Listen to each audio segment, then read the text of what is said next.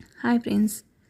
జీవితంలో సంతోషాలు తక్కువ, బాధలు ఎక్కువ ఉన్నాయని బాధపడకు. చెట్టులో ఆకులు ఎక్కువ కానీ పూచే పువ్వులు తక్కువ. అందరూ పువ్వులనే చూస్తారు కానీ చెట్టుకున్న ఆకులను చూడరు.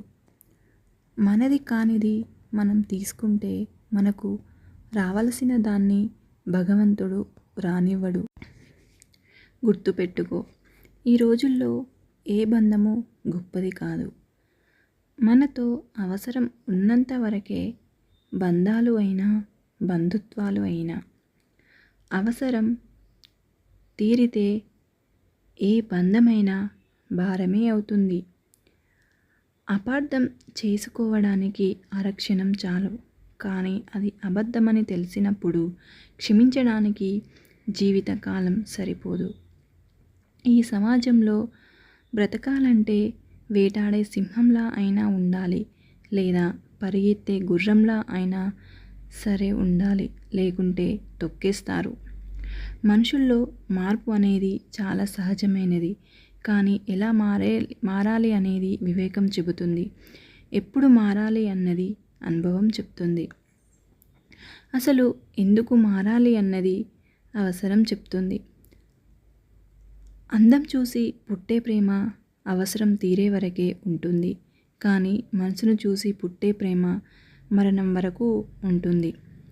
నటన ముందు నిజాయితీ ఎప్పుడూ ఓడిపోతూనే ఉంటుంది, కానీ నటనకి నిజాయితీ ఏదో ఒకరోజు ఖచ్చితంగా సమాధానం చెబుతుంది.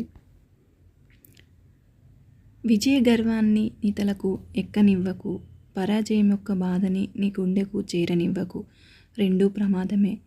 మంచివారి దగ్గర రాముడిలాగే ఉండాలి, చెడువారి దగ్గర రావణుడిలాగే ఉండాలి.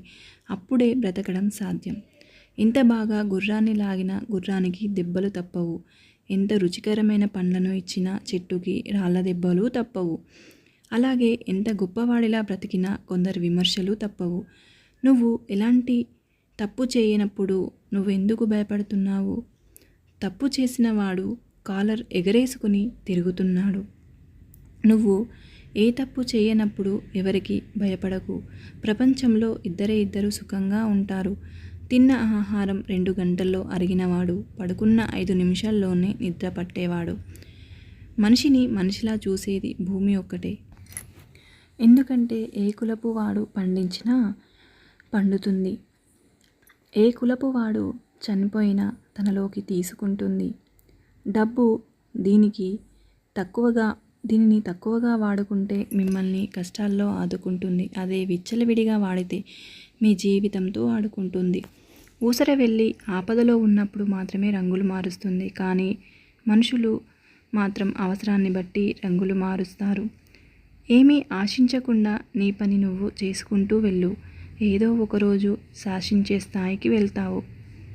మనిషి ఆనందంలో శిశువు అవుతాడు, ఆవేశంలో పశువు అవుతాడు. అందుకే ఆవేశం అనేక అనర్థాలకు దారితీస్తుంది. రుచిని నమ్ముకొని శరీరాన్ని పోషిస్తే ఆస్తులు అమ్ముకొని ఆరోగ్యాన్ని తెచ్చుకోలేము. నిన్ను 10 అడుగులు దూరం నెట్టాలని అనుకునే వారికి నువ్వే 100 అడుగుల దూరం ఉంచు. మంచి వారిని దూరం చేసుకుంటే చివరికి ముంచేవారే దొరుకుతారు. నిన్ను వదిలి వెళ్ళిపోయే వారిని దారికి ఇవ్వు. నీ బలం ఎవరికి తెలియకపోయినా పర్వాలేదు, ఈజీగా బ్రతికేయచ్చు. కానీ నీ బలహీనత మాత్రం ఎవరికీ తెలియనివ్వకు, బ్రతకనివ్వరు. మనిషి అన్నవాడు కష్టాలకు దూరంగా ఉండాలని అనుకుంటాడు. మనసున్నవాడు కష్టాల్లో ఉన్నవారికి దగ్గరగా ఉండాలనుకుంటాడు. నువ్వు మాట్లాడితేనే మాట్లాడుతున్నారు అంటే అక్కడ నీ బంధం అవసరం లేదని అర్థం. 100 బంధాలు ఉండవచ్చు, కానీ నీకు కష్టం వచ్చినప్పుడు తెలుస్తుంది ఆ 100లో ఎన్ని బంధాలు నిజమనేవి. మీకు సహాయం చేసిన వారిని మర్చిపోవద్దు, మిమ్మల్ని ప్రేమించిన వారిని ద్వేషించవద్దు, నిన్ను నమ్మిన వారిని అసలు మోసం చేయవద్దు. Thank you for watching. ఈ వీడియోలో మీకు కనిపించే సూక్తులలో ఏవి నచ్చాయో కామెంట్ సెక్షన్లో కామెంట్ చేయండి. Thank you for watching.